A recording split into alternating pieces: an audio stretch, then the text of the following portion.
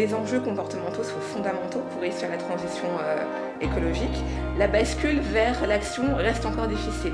Et je pense que c'est important, à la fois dans les politiques publiques, dans leur élaboration, mais également tout simplement pour nous, dans notre quotidien, d'avoir cette capacité à comprendre en fait quels sont tous ces petits éléments qui vont nous freiner au quotidien.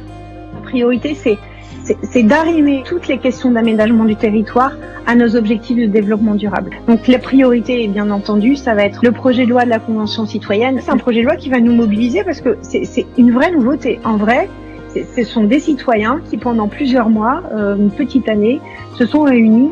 Ils sont partis de rien.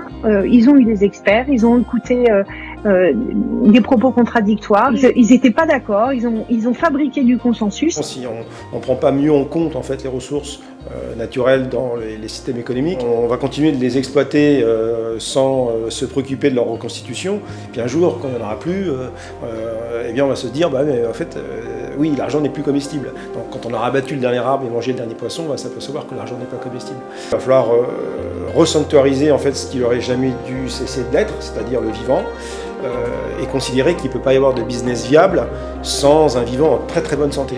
C'est l'intérêt de mobiliser la société civile. Absolument. Dans cette alliance pour le multilatéralisme, il y a le concept de dire il n'y a pas seulement les États qui peuvent intervenir, mais il y a aussi, dans certains cas, les grandes sociétés qui ont un pouvoir majeur, les ONG, les organisations de la société civile, fassent pression sur les États, elles le font en France, mais qu'elles le fassent aussi sur les États peut-être un peu plus difficiles à convaincre.